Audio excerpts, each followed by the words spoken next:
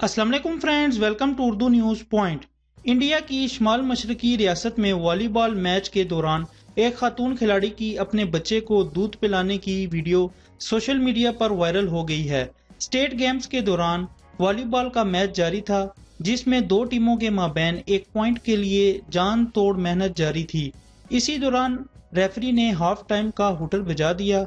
Half time होते ही खातून खिलाड़ी फौरी तौर पर कोर्ट से बाहर गई और अपने 7 माह के बच्चे को दूध पिलाना शुरू कर दिया।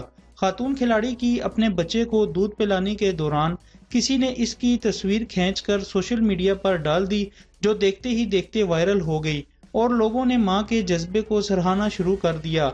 ये तस्वीर जब रियासत के वजीर खेल तक पहुंची तो उन्होंने इसे ट्विटर पर शेयर करते हुए नौजवान मां के लिए 10,000 रुपए की माली मदद का ऐलान कर दिया। मजीद लेटेस्ट न्यूज़ के लिए मेरे चैनल को सब्सक्राइब करें। वीडियो अच्छी लगे तो लाइक, कमेंट, शेयर जरूर कीजिएगा। Thanks for watching this video. Allah Hafiz.